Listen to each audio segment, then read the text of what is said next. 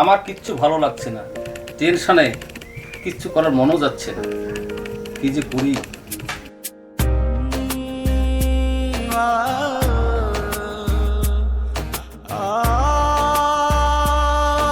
হরিতোষ দা, শুনলাম তোমার ছোট ভাইকে পড়াশোনা করার জন্য তোমার দাদা বলে টাকা পাঠাচ্ছে।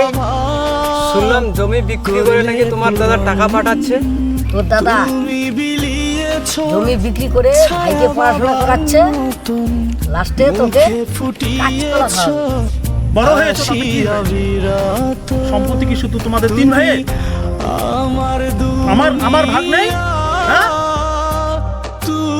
আমার ভাগটা কোথায়?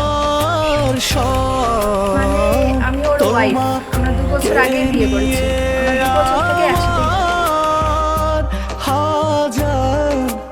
তো জানি না, আমি এখানে আর বেশি দিন থাকতে পারবো না। তুমি আজকে গিয়ে তোমার দাদাকে জমি ভাইয়ের কথা বলো।